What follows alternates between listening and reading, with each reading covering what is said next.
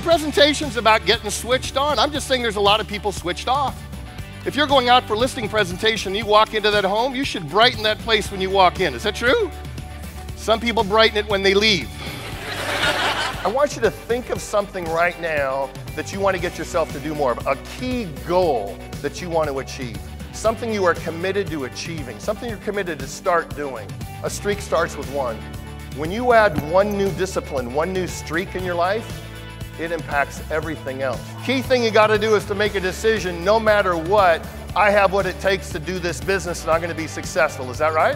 And it's still, though, I think fairly easy to be successful in America today. What do you think?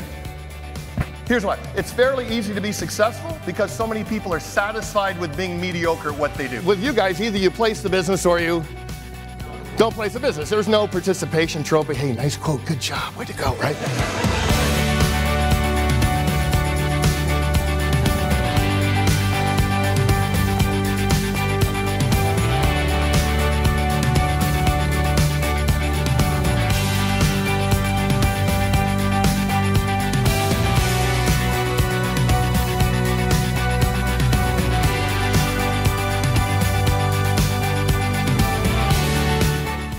Quality of your life, quality of your questions. Look at the back of the card there and it says, where am I now, 0 to 10?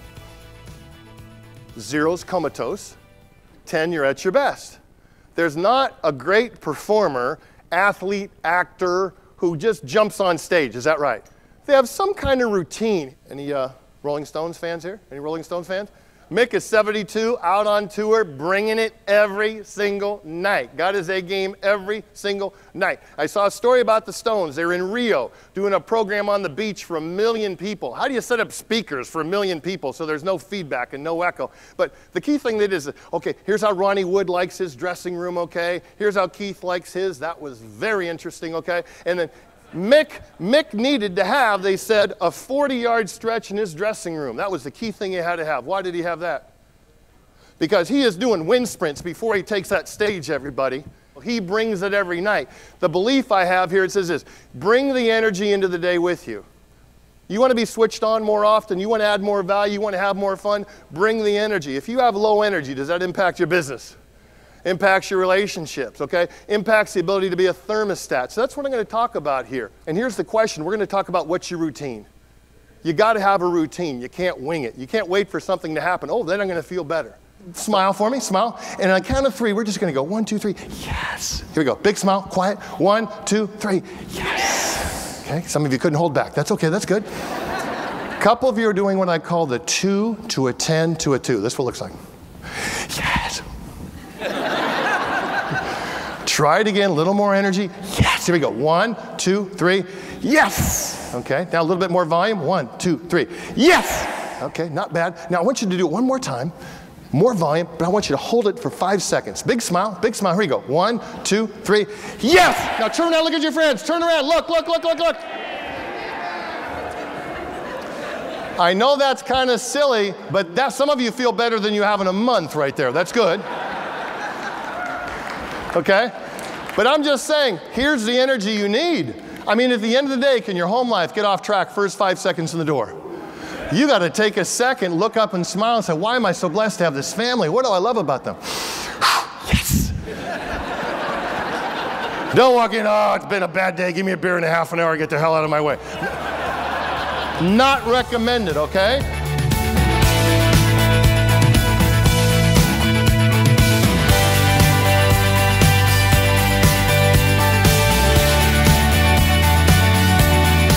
Jerry Seinfeld said it this way, obviously a great comedian, but he wasn't born that way.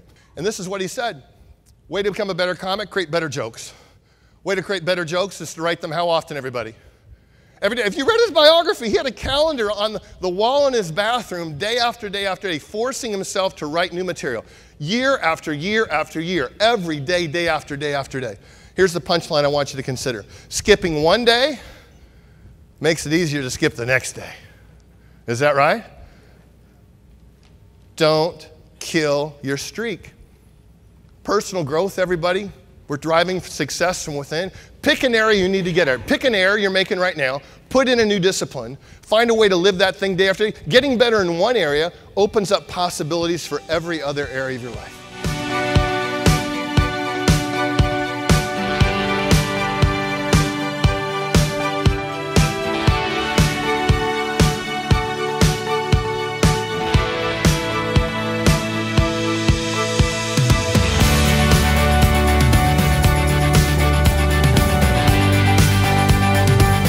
this is Walt McGurr. I just got done with Chip. He just finished the afternoon with us. We did the board break. It was absolutely fantastic. It's the second time actually that he's done this for me, and the team just absolutely loved it. They told me it was the best sales conference they've ever had, and a lot of these guys have been around 10, 15 years, so for them to be that pumped up relative to my objective of trying to change some of the attitude, some of the mentality that's there, that's a significant compliment. He's very prepared, does a good job, he's got great energy, he really challenges you, he makes you think, and he puts together a program that I think is really impactful. I'd recommend him to anybody. What do you believe about what we're talking about? What do you believe about the opportunity? What do you believe about how big the company can go? What do you believe about exercising? Some people believe, oh, geez, I'd work out, Chip, in the morning, but I'm just not a morning person. Well, if you believe you're not, guess what? You're not. What do you believe? A belief is a feeling of certainty, and it comes down to this, fixed versus growth mindset. Fixed versus growth mindset. There was a seminal story from Carol Dweck, and if there's a link to it on my website called The Secret to Raising Smart Kids. This is one of my favorite pictures of my kids about 9 years ago. Of those three today, which is the one that aggravates me the most? Anybody? Can you guess? The little guy on the side, because how many of you were the youngest like me or Lucas? How many of you were the youngest like me or Lucas? How many of you were the oldest or only child? I'd ask how many of you guys were in the middle, but nobody really cared that much about you anyway, so I'm going to skip it. I'm going to skip it. But the secret to raising smart kids is they found out the self-esteem movement's gone too far. We praise them too much. Oh, look at that picture. Oh, you are so good at that. That's just fantastic. Look at that picture. Gosh, you're so good.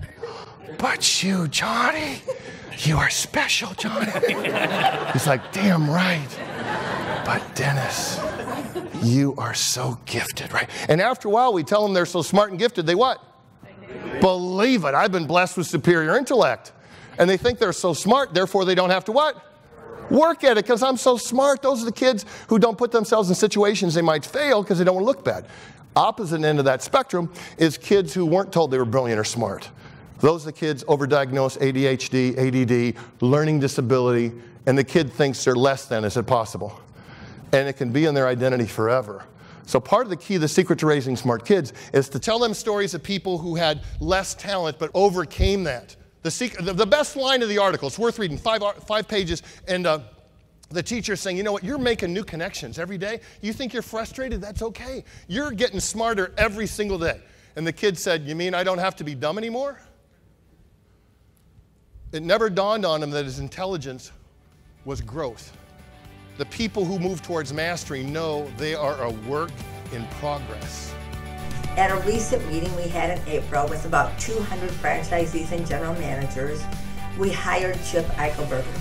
You know, I was a little skeptical. We had this theme about breaking barriers, and you're always looking for the right speaker, and you know, you want them to have great content, and you want them to be entertaining, and you want them to customize, and you want them to engage the audience. And a lot of times, you know, the audience is pretty demanding. And so I'm always a little skeptical when I hear about a guy like Chip who claims to do all those things. And I was actually pretty blown away. I've seen a lot of great speakers. I've seen a lot of speakers interact with the audience. So if you're looking for a speaker that will really engage the audience, get their attention, get them really thinking about the things that get in their way of their own personal development, of their business growth, of the strategies that they know are so important to their business, I think you can't go wrong by hiring Chip Eichelberger. I was in San Francisco early in this year speaking. I heard about this Millennium Tower. You heard about this Millennium Tower? It's like a $700 million building, 56 stories. Condos start at $1 million, go up to like $15 million. But they have a problem. Over the last 5 years, it's sunk 17 inches and tilting 14 inches. Literally in every room in that condominium, you're rolling balls across it. They made a decision and got it approved by the planning commission in San Francisco to put the foundation into 80 feet of sand instead of 200 feet into bedrock. They're estimating now $300-ish million to go underneath to get that thing anchored into bedrock. If it starts out at $300 million, what do you think the end cost is going to be? Here's my metaphor for you. For what's really important in your life, you got to have it in bedrock. It's got to be solid. And I need you to think. I know this isn't easy. Best quote I've ever heard in thinking was Dr. King. Dr. King said, Rarely do we see people willing to engage in hard, solid thinking. There's a universal quest for easy answers and half-baked solutions. Nothing pains some people more than having to think.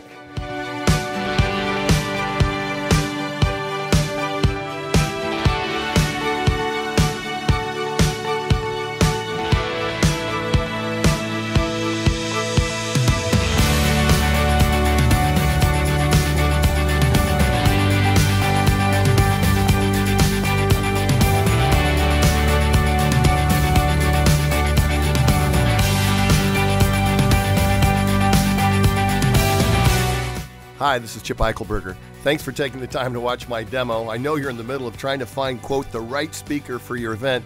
All I can do is tell you what I promise, because I truly believe that your audience is not looking for another, quote, speech, a one-way presentation.